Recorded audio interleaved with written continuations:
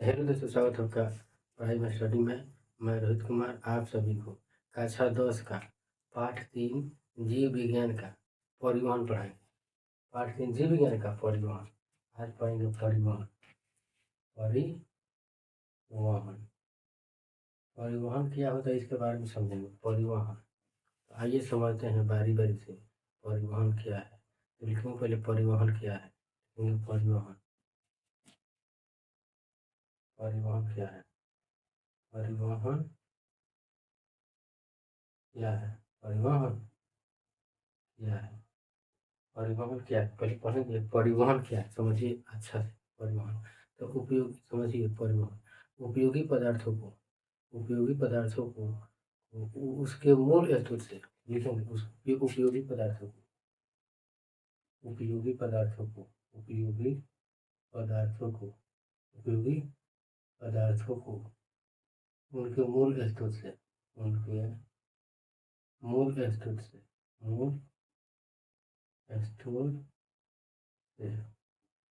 पदार्थों को उनके मूल स्रोत से समझिए। उपयोगी पदार्थों को उनके मूल स्रोत से शरीर के प्रत्येक कोशिका तक उपयोगी पदार्थों को उनके स्रोत से समझिए। उपयोगी पदार्थों को उसके मूल स्रोत से शरीर के प्रत्येक कोशिका तक लिखेंगे। शरीर के प्रत्येक कोशिका तक शरीर के प्रत्येक कोशिका तक प्रत्येक कोशिका तक कोशिका तक कोशिका तक समझिए। परिवहन क्या है तो उपयोगी पदार्थों को उसके मूल स्रोत से शरीर के प्रत्येक कोशिका तक पहुंचाना एवं अनुपयोगी पदार्थों को या अनुपयोगी तक पहुंचाना एवं अनुपयोगी पदार्थों को एवं लिखेंगे एवं अउपयोगी पदार्थों को अउपयोगी पदार्थों को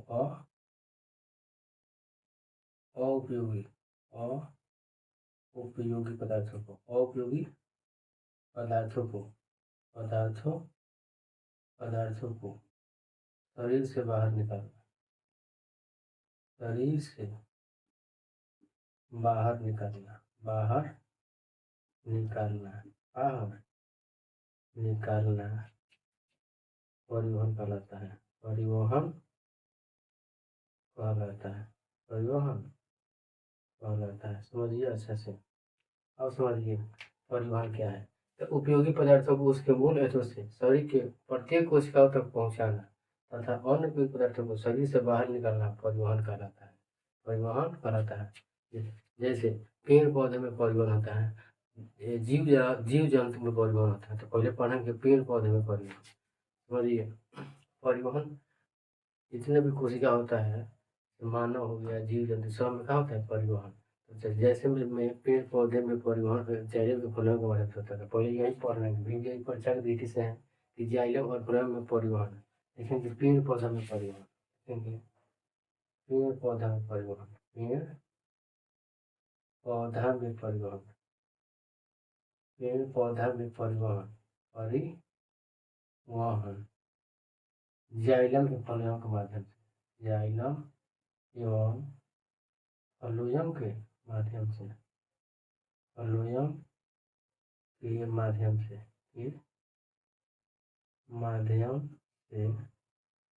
होता है समझिए। तो पेड़ पौधा में परिवहन जाइलम में फ्लोएम के माध्यम से होता है। क्वेश्चन पूछता है कि जाइलम और फ्लोएम में अंतर क्या है। तो पहले यह भी जान लेंगे जाइलम में फ्लोएम में अंतर क्या है। लिखेंगे जाइलम एवं फ्लोएम में अंतर स्पष्ट करें। हम समझ लिए हैं कि पेड़ पौधा में परिवहन जाइलम और फ्लोएम के माध्यम से होता है। अब पढ़ेंगे जाइलम एवं फ्लोएम में अंतर। तो एक बगल लिखेंगे जाइलम, एक बगल लिखेंगे जाइलम एक बगल लिखेंगे फ्लोएम और लोएम। एक बगल जाइलम एक बगल जाइलम और फ्लोएम में अंतर। जो पेड़ पौधा में जल का परिवहन दो मतलब जाइलम और फ्लोएम के माध्यम से होता है। जाइलम और फ्लोएम एक मतलब जाइलम के बारे में। तो जाइलम और फ्लोएम के अंतर स्पष्ट करना है, दोनों के लिखेंगे। तो जाइलम एक प्रकार का संवहन तो लिखेंगे जाइलम एक प्रकार का, जाइलम एक प्रकार का, एक प्रकार का संवहन ऊतक, संवहन ऊतक है, ऊतक है जो जो जल का परिवहन परिवहन करता है, जल का परिवहन करता है। फ्लोएम यह भी एक प्रकार का संवहन ऊतक है। यह एक प्रकार का, यह एक प्रकार का संवहन ऊतक है, संवहन संवहन ऊतक है। यह एक संवहन ऊतक है जो, यह एक संवहन ऊतक है जो भोजन का परिवहन करता है, भोजन का परिवहन, भोजन का परिवहन करता है। तो जल का परिवहन करता है जाइलम, और भोजन का परिवहन करता है फ्लोएम करता है। आप समझिए, जल का परिवहन जाइलम, भोजन का परिवहन, भोजन का परिवहन तो फ्लोएम। अब क्या करेंगे, जाइलम की कोशिकाएं मृत होती हैं, लेकिन जाइलम की कोशिकाएं क्या होती हैं, मृत होती हैं। जाइलम की कोशिकाएं, जाइलम की कोशिकाएं, कोशिकाएं, जाइलम की कोशिकाएं, कोशिकाएं मृत होती हैं, मृत होती हैं। जाइलम की कोशिकाएं क्या होती हैं, फ्लोएम की कोशिकाएं, फ्लोएम की कोशिकाएं, फ्लोएम की कोशिकाएं, फ्लोएम की कोशिकाएं, फ्लोएम की कोशिकाएं, फ्लोएम की कोशिकाएं जीवित होती हैं, जीवित होती है, जीवित होती है। तो पूछेगा कोई जन्म की कोशिकाएं है तो मृत, फ्लोएम की कोशिकाएं तो जीवित होती है। और 3 नंबर लिखोगे, समझिए। जन्म की कोशिकाएं जीवित, मृत, और फ्लोएम कोशिकाएं जीवित होता है। अब जाइलम का दाब, जाइलम का दाब कभी ऋणात्मक होता है, जाइलम का दाब, जाइलम का दाब ऋणात्मक होता है, जाइलम का दाब, जाइलम का दाब हमेशा ऋणात्मक होता है, हमेशा ऋणात्मक होता है, ऋणात्मक ऋणात्मक होता है, होता है। लेकिन फ्लोएम की, फ्लोएम की गति, फ्लोएम की गति, फ्लोएम की गति, फ्लोएम की गति सभी दिशाओं में होता है, सभी दिशाओं में होता है, सभी दिशाओं में होता है, सभी दिशाओं में होता है, सभी दिशाओं में होता है। जाइलम की गति हमेशा ऋणात्मक, जाइलम की गति क्या होता है, जाइलम का दाब हमेशा क्या ऋणात्मक, लेकिन फ्लोएम का दाब क्या होता है, धनात्मक। फ्लोएम का दाब, फ्लोएम का दाब, फ्लोएम, फ्लोएम का दाब, फ्लोएम का दाब, फ्लोएम का दाब, फ्लोएम का, फ्लोएम का दाब, फ्लोएम का दाब हमेशा, फ्लोएम का दाब हमेशा हमेशा धनात्मक होता है, धनात्मक होता है, धनात्मक होता है, धनात्मक होता है। तो फ्लोएम का दाब धनात्मक, जाइलम का दाब ऋणात्मक। जाइलम की गति सभी समान है, लेकिन फ्लोएम की गति, फ्लोएम की गति, फ्लोएम की गति, जाइलम की गति, जाइलम की गति, जाइलम की गति, जाइलम की गति, जाइलम की गति, जाइलम की गति नीचे से ऊपर की ओर, नीचे से ऊपर की ओर, नीचे से ऊपर की ओर, ऊपर की ओर, ऊपर की ओर। जाइलम गति नीचे से ऊपर की ओर, फ्लोएम गति, फ्लोएम की गति सभी सभी ध्यान में। जाइलम का दाब ऋणात्मक, फ्लोएम का दाब हमेशा ऋणात्मक होता है। जाइलम को दारू कहते हैं, फ्लोएम को वाष्प कहते हैं, तो जाइलम को क्या कहते हैं, जाइलम को दारू, जाइलम को दारू कहते हैं, जाइलम को, जाइलम को दारू कहते हैं, दारू कहते हैं, दारू कहते हैं। फ्लोएम को वाष्प कहते हैं, फ्लोएम को वाष्प कहते हैं, फ्लोएम को वाष्प कहते हैं, फ्लोएम को वाष्प कहते हैं, वाष्प कहते हैं, वाष्प कहते हैं, वाष्प कहते हैं। जाइलम और फ्लोएम में यही अंतर होता है। यह एक प्रकार का संवहन होता है जो जल का परिवहन, और फ्लोएम यह एक प्रकार का संवहन है जो भोजन का परिवहन करता है। जाइलम की गति कोशिकाएं मृत होती हैं, फ्लोएम कोशिकाएं जीवित होती हैं। जाइलम की गति नीचे से ऊपर की, फॉलोइंग होती है सभी दिशाओं में। जैलों का होता होता है त्रिघात्मक और फॉलोइंग का होता है धनात्मक। जैलों की दायरे होता है फॉलोइंग को वास करते हैं। और इसको अगले पढ़ेंगे, इसके बाद पढ़ेंगे जीवों में परिवहन।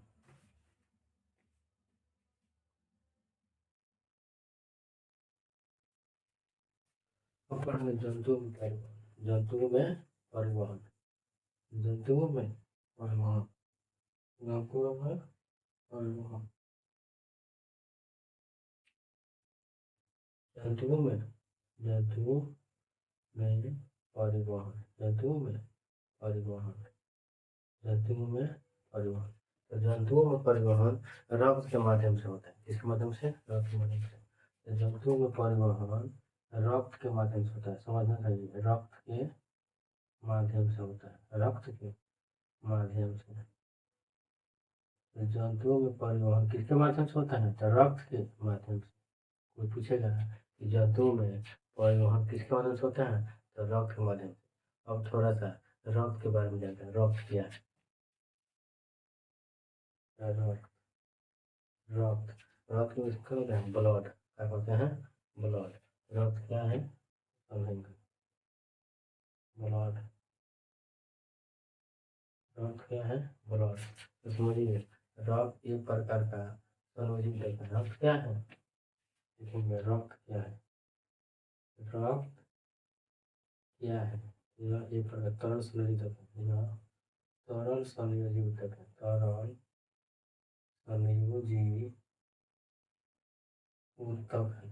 तरल संयोजी ऊतक है। रक्त क्या है? तरल संयोजी ऊतक है। रक्त का पीएच मान पूछता है। रक्त का पीएच मान 7.4 होता है। ऐसा होता है क्षारीय। रक्त क्या होता है? क्षारीय। आंसू का पीएच मान 7.4 होता है, याद रखिए। आंसू का पीएच मान, आंसू का पीएच मान 7.4 ही होता है। तो रक्त गिरे या आंसू गिरे, पीएच मान क्या होगा? 7.4। रक्त क्या है? तरल संयोजी ऊतक होता है। रक्त, रक्त का पीएच मान 7.4 जो क्षारीय होता है। आंसू का पीएच मान क्या होता है? 7.4 होता है। अब पूछेगा रक्त लाल क्यों होता है? तो हीमोग्लोबिन का। जब पूछेगा रक्त लाल होता है, रक्त लाल होता है, लाल होता है, रक्त लाल होता है हीमोग्लोबिन के कारण, हीमोग्लोबिन के कारण, हीमोग्लोबिन के कारण। रक्त लाल होता है हीमोग्लोबिन के कारण। रक्त लाल होता है हीमोग्लोबिन का। कोई पूछेगा कि रक्त लाल क्यों होता है? हीमोग्लोबिन के कारण। रक्त का अध्ययन किसे करते हैं? हीमेटोलॉजी में। कोई पूछेगा रक्त का अध्ययन किसमें करते हैं? हीमेटोलॉजी। रक्त का अध्ययन, रक्त का अध्ययन, रक्त का अध्ययन किसमें करते हैं? अध्ययन हीमेटोलॉजी में। Haematology, haematology. रक्त का अध्ययन किसको? हीमेटोलॉजी। रक्त का अध्ययन हीमेटोलॉजी, रक्त का अध्ययन हीमेटोलॉजी में होता है। अब पढ़ेंगे रक्त का संघटक। रक्त का संघटक देखेंगे, रक्त का संघटक, रक्त का संघटक, घटक, रक्त का संघटक, रक्त का संघटक।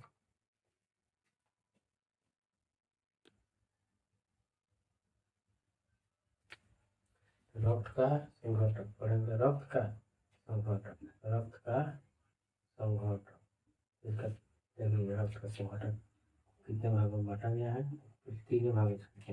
रक्त का संघटक, लाल रक्त कण, लाल रक्त कण कहते हैं RBC। सफेद रक्त कण, सफेद रक्त कण इसे क्या कहते हैं? WBC। समझिए, रक्त का संघटक RBC लाल रक्त कण, WBC सफेद रक्त कण। एक होता है platelets, platelets, platelets, platelets, platelets. एक होता है प्लेटलेट्स। अब समझिए, रक्त का संघटक RBC, WBC, platelets, platelets, platelets, platelets. अब समझिए प्लेटलेट्स होता है। अब RBC, RBC का जीवन काल, RBC का जीवन काल, जीवन काल कितना होता है 20 से 120 दिन, 20 से 120 दिन। आरबीसी का जीवन का 20 से 120। आरबीसी का निर्माण होता है, आरबीसी का निर्माण होता है, निर्माण होता है, आरबीसी का निर्माण होता है। तो आरबीसी कहिया रक्त समझ रहा का निर्माण कहाँ होता है बोन मैरो में, bone marrow, bone marrow, bone marrow में, बोन मैरो, बोन मैरो और बोन मैरो। आरबीसी का निर्माण बोन मैरो एकरे कहते हैं अस्थि मज्जा, अस्थि मज्जा, अस्थि मज्जा। आरबीसी का निर्माण बोन मैरो अस्थि मज्जा। अब समझिए आरबीसी जितना पता है उसको होगा।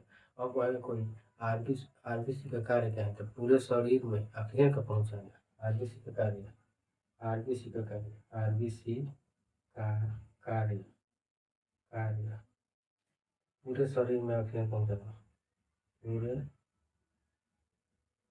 शरीर में ऑक्सीजन पहुंचाना, ऑक्सीजन, ऑक्सीजन पहुंचाना, ऑक्सीजन पहुंचाना। तो आरबीसी का पूरे शरीर में ऑक्सीजन पहुंचाना, पूरे शरीर में ऑक्सीजन पहुंचाना। अब बताओ आरबीसी को, आरबीसी में केंद्रक नहीं बताए, आरबीसी में लिखेंगे, आरबीसी में केंद्रक नहीं पड़ जाता है, लिखेंगे आरबीसी में, आरबीसी में केंद्रक नहीं पाया जाता है, केंद्रक नहीं पाया जाता है, नहीं पाया जाता है। ऑप्शन डब्ल्यूबीसी, डब्ल्यूबीसी, डब्ल्यूबीसी का जीवन काल, डब्ल्यूबीसी का जीवन काल, जीवन समझिए डब्ल्यूबीसी का जीवन काल अच्छा से समझिए, क्लास में याद हो जाएगा। तो डब्ल्यूबीसी का जीवन काल 13 से 20 दिन का होता है, लिखेंगे 12 से, कहीं 12 से 20 देता है, कहीं 13 से 20, लिखेंगे 13 से 20 दिन, 13 से 20 दिन, 13 से 20 दिन होता है, 13 से 20 दिन होता है। तो डब्ल्यूबीसी का जीवन काल 13 से 20 दिन। कोई पूछेगा डब्ल्यूबीसी का निर्माण क्या होता है तो अस्थि मज्जा में, डब्ल्यूबीसी का निर्माण क्या होता है, निर्माण क्या होता है तो अस्थि मज्जा में, अस्थि मज्जा में, अस्थि मज्जा में। डब्ल्यूबीसी का निर्माण क्या होता है अस्थि मज्जा में। कोई पूछेगा डब्ल्यूबीसी का निर्माण क्या होता है तो अस्थि मज्जा में। ऐसे का शमशान घाट क्या होता है, डब्ल्यूबीसी का शमशान, डब्ल्यूबीसी का शमशान घाट, शमशान घाट पलीहा होता है, पलीहा, पलीहा को डब्ल्यूबीसी का शमशान घाट होता है, पलीहा को। लेकिन यहाँ कुछ छोड़ दिए हैं, आरबीसी का पाकिस्तान किसे कहते हैं, आरबीसी, आरबीसी का, आरबीसी का शमशान घाट, शमशान घाट, शमशान घाट किसे कहते हैं पलीहा को, पलीहा का। दोनों का सेम होता है, इसका पलीहा, इसका भी पलीहा। अब समझिए डब्ल्यूबीसी हो गया, ऑपरेटर्स के नियम, अब लिखो ऑपरेटर्स में समझिए, ऑपरेटर्स को करना प्लेटलेट्स। अब समझिए प्लेटलेट्स में क्या होता है, इसका भी निर्माण होता है, इसका निर्माण कहाँ होता है तो अस्थि मज्जा में होता है। इसका निर्माण कहाँ होता है, इसका निर्माण अस्थि मज्जा में, अस्थि मज्जा में, इसी को कहते हैं बोन मैरो, बोन मैरो, अस्थि मज्जा बोन मैरो। अब समझिए प्लेटलेट्स अस्थि मज्जा बोन मैरो। अब कोई पूछेगा इसका जीवन काल कितना होता है, इसका तो प्लेटलेट्स का जीवन काल, अब पढ़ेंगे रक्त का कार्य, रक्त का कार्य, रक्त का कार्य, रक्त का कार्य, रक्त का कार्य, रक्त का कार्य, रक्त का कार्य। इसका कार्य क्या है, रक्त का कार्य क्या है, इसको बारी बारी समझो। तो रक्त क्या करता है, शरीर के तापमान को संतुलन करता है, शरीर के तापमान को संतुलन करना, शरीर के तापमान को संतुलन करना, ताप मान को संतुलन करना, संतुलन करना। रंग का जानकारी इसको समझिए। तो शरीर के चाप मान को संतुलन करना, गैसों का आदान प्रदान करना, गैसों का आदान प्रदान करना, गैसों का आदान प्रदान करना, आदान प्रदान, आदान प्रदान करना, गैसों का आदान प्रदान करना। तो शरीर के संतुलन रक्त कार्य, शरीर के संतुलन करना, गैसों का आदान प्रदान करना, श्वसन क्रिया द्वारा कार्बन डाइऑक्साइड गैस को फेफड़े तक पहुंचाना। ये 3 नंबर का श्वसन क्रिया द्वारा, श्वसन क्रिया द्वारा, श्वसन क्रिया द्वारा, क्रिया द्वारा कार्बन डाइऑक्साइड गैस को, कार्बन डाइऑक्साइड गैस को, डाइऑक्साइड गैस को, गैस को फेफड़े तक पहुंचाना। तो गैस को फेफड़े तक पहुंचाना, फेफड़े तक, फेफड़े तक पहुंचाना, फेफड़े तक पहुंचाना, पहुंचाना, फेफड़े तक पहुंचाना, पहुंचाना। जब कोई पेशेंट रक्त कार्य हो तो शरीर के तापमान को संतुलन करना, गैसों का आदान प्रदान करना, श्वसन क्रिया द्वारा कार्बन डाइऑक्साइड गैस को फेफड़े तक पहुंचाना। और काम क्या होता है समझिए। तो इस रक्त कार्य शरीर के तापमान को संतुलन करना, गैसों का आदान प्रदान करना, श्वसन क्रिया द्वारा कार्बन डाइऑक्साइड गैस को फेफड़े तक पहुंचाना, शरीर शरीर को रोगों से रक्षा करना। ये भी काम होता है रक्त कार्य, शरीर को रोगों से रक्षा करना। तो शरीर के रोगों से रक्षा करना, रोगों से रक्षा करना, रक्षा करना, रक्षा करना। और से करना, शरीर से रोगों को रक्षा करना, शरीर से रोगों से रक्षा करना, रोगों से रक्षा करना, वही सुरक्षा प्रदान करना। तो शरीर के रोगों से रक्षा करता है, क्या करता है रक्त। उसके बाद एक और जाएगा फाइब्रिनोजन प्रोटीन, जो रक्त को थकावट अनुसार होता है। देखेंगे फाइब्रिनोजन प्रोटीन, फाइब्रिनोजन, फाइब्रिनोजन नामक प्रोटीन, नामक प्रोटीन, प्रोटीन जो रक्त का थाका बनाने में, थाका बनाने में, बनाने में सहायता करता, सहायता करता। ये कार्य है रक्त कार्य। और एक बार और रिविजन करेंगे रक्त कार्य। तो रोगों, शरीर से तापमान को संतुलन करना, शरीर में जितना तापमान का संतुलन कौन करता है रक्त, गैसों का आदान प्रदान करना, श्वसन क्रिया द्वारा कार्बन डाइऑक्साइड गैस को फेफड़े तक पहुंचाना, शरीर के रोगों से रक्षा करना, फाइब्रिनोजन नामक प्रोटीन से रक्त थाका बनाने में सहायक होता है। अब पढ़ेंगे मानव का हृदय, मानव का हृदय,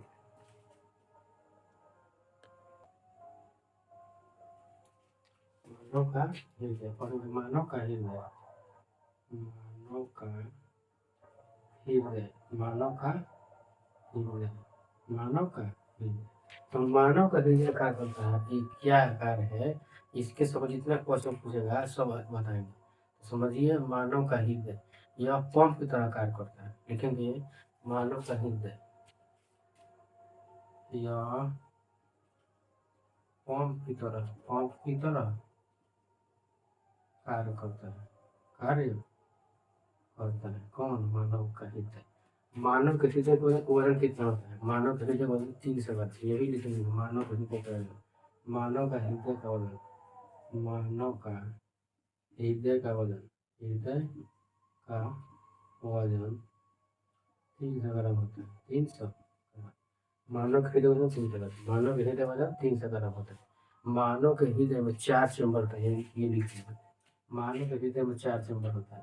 मानव के हृदय में, मानव के हृदय में 4 चैम्बर होता है, 4 चैम्बर होता है, 4 चैम्बर होता है।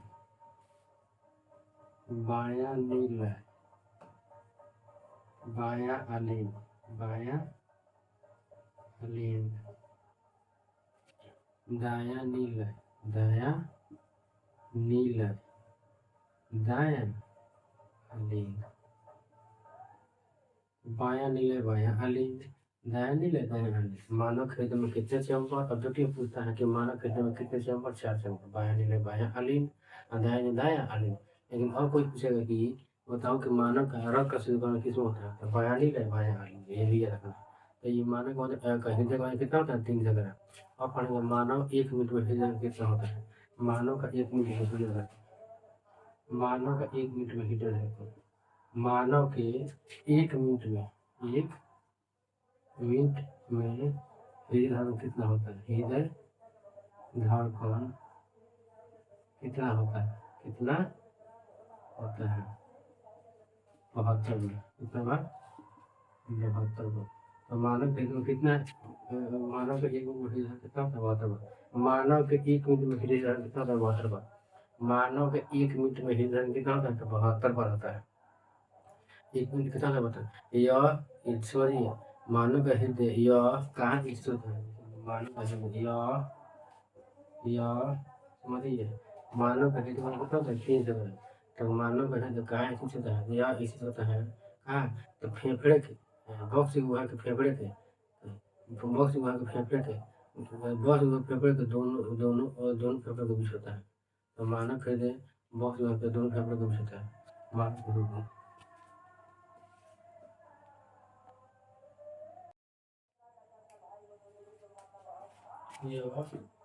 तो मानव का हृदय स्थित होता है, यह स्थित होता है, स्थित होता है, यह स्थित होता है, यह स्थित होता है, स्थित होता है, यह स्थित होता है। तो मानव का हृदय स्थित है, यह बॉक्स गुहा के, लेकिन यह मानव का हृदय स्थित है, यह बॉक्स गुहा के, समझिए, मानव जो हृदय होता है यह स्थित है, यह बॉक्स गुहा के, बॉक्स गुहा के, बॉक्स गुहा के दोनों फेफड़ों के बीच, बॉक्स इसी तरह बॉक्स गुहा के दोनों फेफड़े के बीच, दोनों फेफड़े के बीच, फेफड़े के बीच। तो मानव हृदय इस तरह है, यह बॉक्स गुहा के दोनों फेफड़े के बीच में रहता है।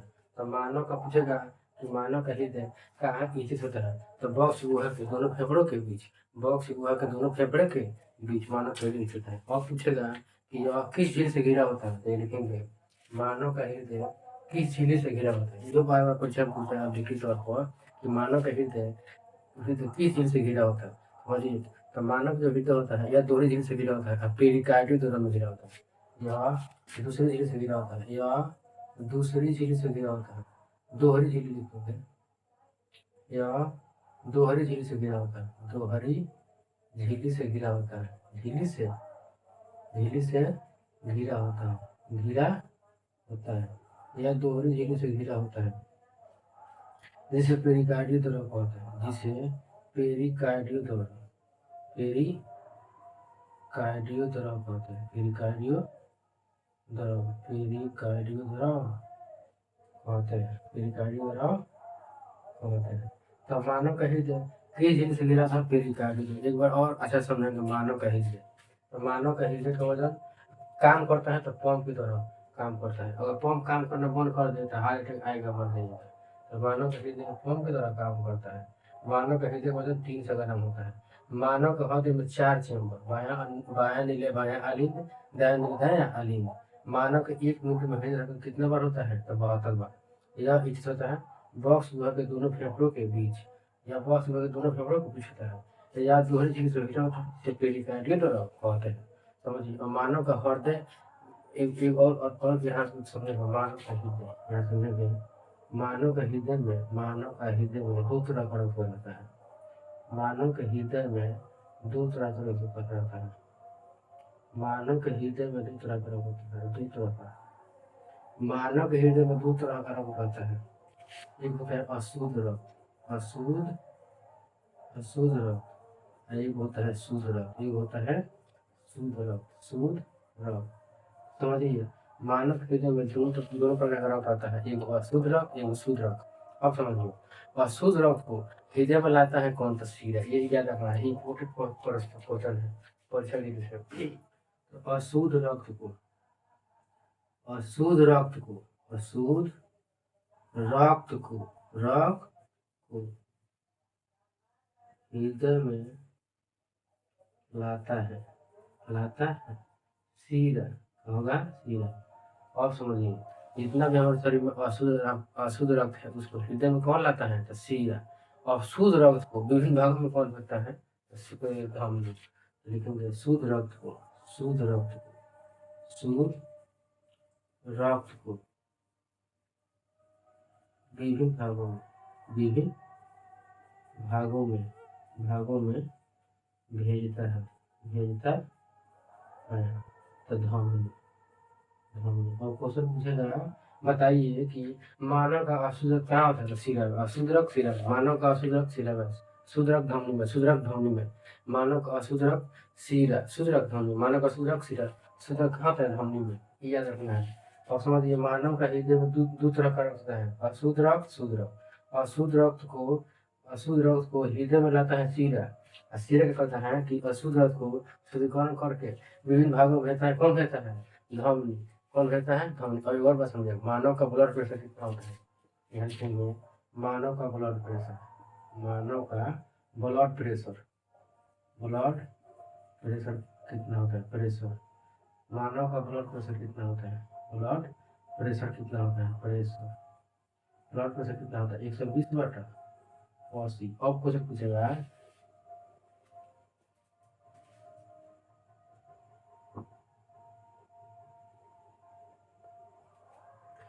पूछेगा कि मानव का ब्लड प्रेशर 20/80।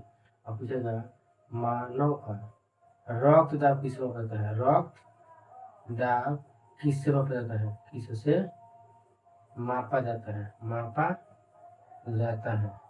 तो मानव का किससे होता है, एस्फिग्नोमैनोमीटर, एस्फिग्नोमैनोमीटर, एस्फिग्नोमैनोमीटर। तो मानव का रक्त दाब एस्फिग्नोमैनोमीटर। एक बार और समझेंगे।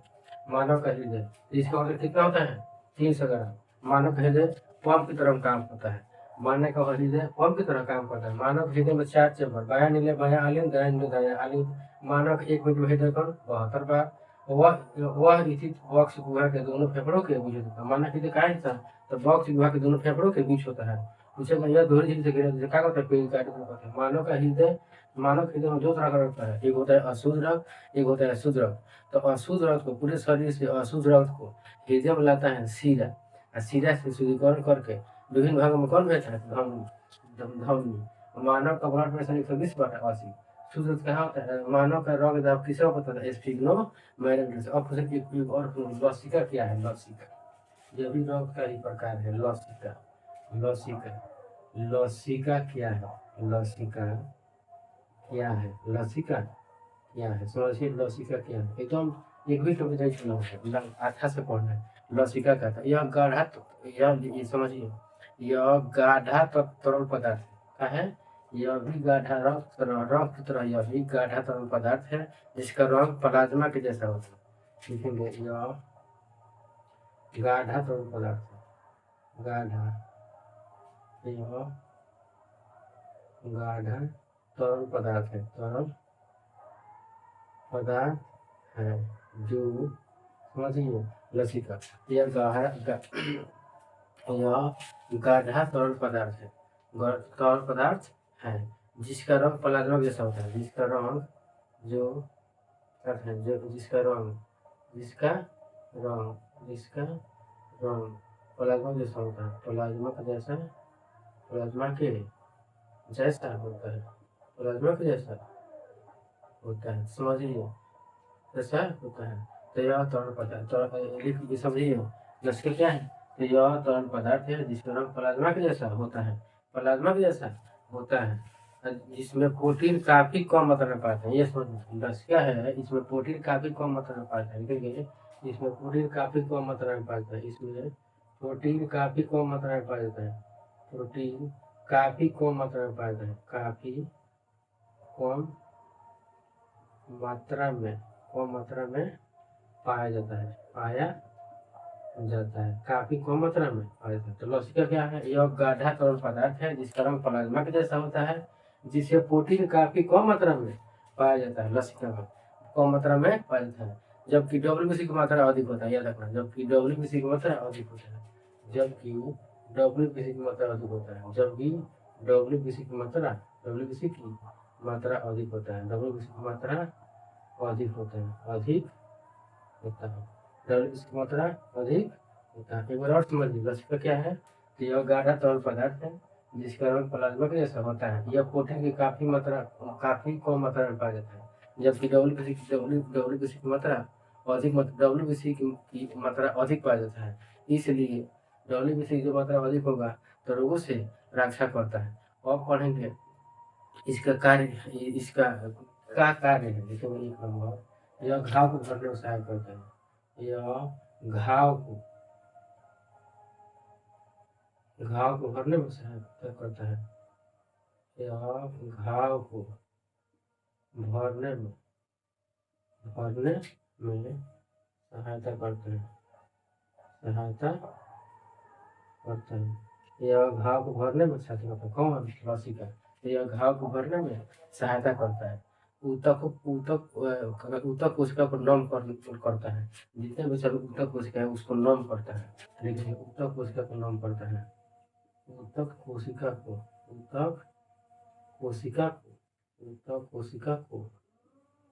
नम करता है, ऊतक कोशिका को नम करता है। तो कोई पूछेगा लसिका क्या है? तो यह तो गाढ़ा तरल पदार्थ है, इसका रंग प्लाज्मा के जैसा होता है। आज इसमें प्रोटीन काफी कम मात्रा में पाता है, लेकिन WBC की मात्रा अधिक पाया जाता है। अब जो जिसमें WBC की मात्रा अधिक होगा वो रोग प्रतिरोधक क्षमता क्या होता है? बढ़ जाता है। इसके कारण क्या है? तो घाव को भरने में सहायता करता है, अब ऊतक को नम करता है, अब पोषक तत्व तथा हार्मोन का वाहक होता है। याद रखना, पोषक तत्व तथा हार्मोन का वाहक होता है। 3 नंबर, पोषक तत्व तथा हार्मोन का वाहक होता है। पोषक तत्व तथा हार्मोन का वाहक होता है,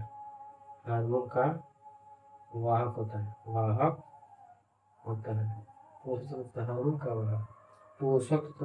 का वाहक होता है। अब समझ में लसिका क्या है? तो यह गाढ़ा तरल पदार्थ है जिसका रंग प्लाज्मा के जैसा होता है। यह प्रोटीन काफी कम मात्रा में पाया जाता है, लेकिन जब WBC की मात्रा अधिक पाया जाता है, इसके कार्य है घाव को भरने में सहायता करना, ऊतक कोशिका को नम करना, पोषक तत्व तथा हार्मोन को वाहक करना। अब पढ़ेंगे धमनी और शिरा में अंतर। धमनी और शिरा में अंतर भी बहुत बार पूछा, लेकिन वो भी नहीं पढ़ते हैं। धमनी और शिरा में अंतर, धमनी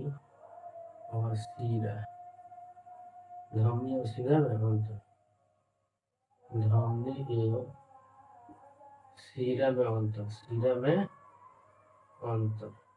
एवं शिरा में अंतर, धमनी और शिरा में अंतर समझिए। धमनी और शिरा में अंतर पढ़ो।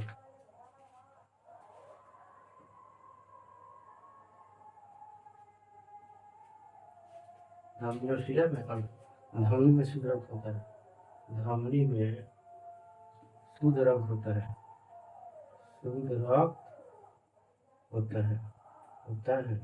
लेकिन शिरा में अशुद्ध रक्त होता है। शिरा में अशुद्ध रक्त होता है,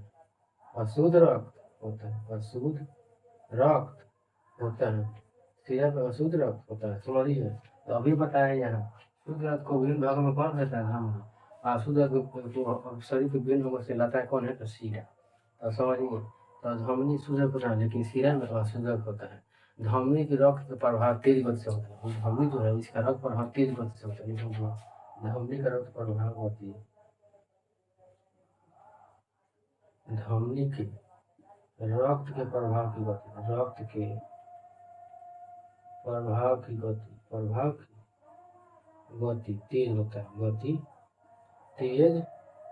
होता है, तो धमनी के रक्त के प्रभाव की गति तेज होता है, लेकिन शिरा के रक्त के प्रभाव की गति काफी धीमी होता है।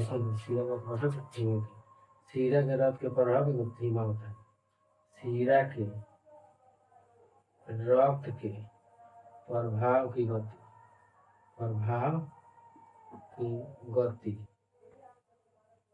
धीमा होता है। समझिए, तो धमनी में शुद्ध, शिरा में अशुद्ध रक्त।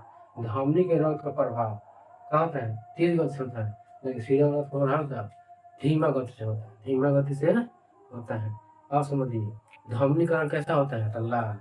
शीरा का रंग कैसा होता है? तो नीला। ये भी लिख लेंगे, धमनी का रंग कैसा होता है? तो लाल। धमनी का रंग कैसा होता है? धमनी का रंग कैसा होता है? रंग कैसा होता है? धमनी का रंग कैसा होता है? तो लाल। शीरा का रंग कैसा होता है? शीरा का रंग कैसा होता है? शीरा का रक्त कैसा होता है? रक्त कैसा होता है? कैसा होता है? शीरा का रंग कैसा होता है? तो क्या होगा? समझिए, बहुत पूछेगा कि धमनी का रंग कैसा होता है? तो लाल। लेकिन शीरा का रंग होगा तो नीला। याद रखना दोनों, धमनी का रंग लाल, शीरा का रंग कैसा होता है? शीरा का रंग कैसा होता है? तो नीला। अब समझिए, जब धमनी का रंग आएगा तो लाल, शीरा का रंग आएगा तो नीला। धमनी का आएगा तो लाल, शीरा को नीला। धमनी के लाल, शीरा को नीला। धमनी में शूद्रक और शीरा में शूद्रक। धमनी की रक्त प्रभाव बहुत तेज होती है, लेकिन शीरा में रक्त को प्रभाव होती धीमी होती है। और समझेंगे, जो धमनी है, जो रक्त अधिक गहराई तक पा देता है। देखेंगे, धमनी की मात्रा अधिक गहराई तक पा देता है। अधिक गहराई तक पाया जाता है। गहराई तक पाया जाता है। अधिक गहराई तक पाया जाता है। अधिक गहराई तक पाया जाता है। लेकिन समझिए, धमनी की मात्रा अधिक गहराई तक पाया जाता है, लेकिन शीरा की मात्रा कम गहराई तक पाया जाता है। देखिए, शीरा की मात्रा कम गहराई तक पाया जाता है। शीरा की मात्रा कम गहराई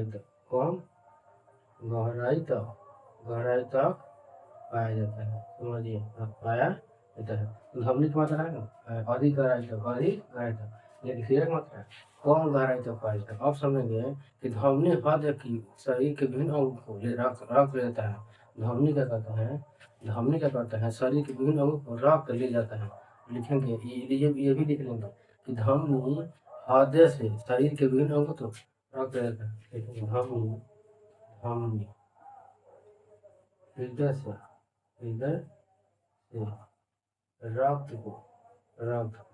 धमनी हृदय से रक्त को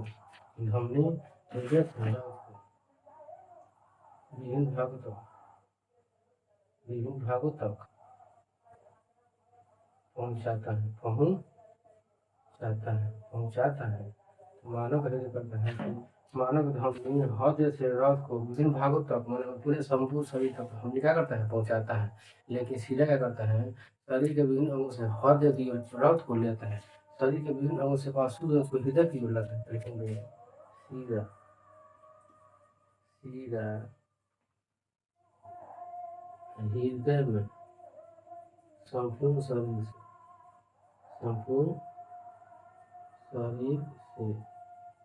रक्त को लाता है। समझिए, तो धमनी क्या होता है कि रक्त का स्वीकरण हो जाता है।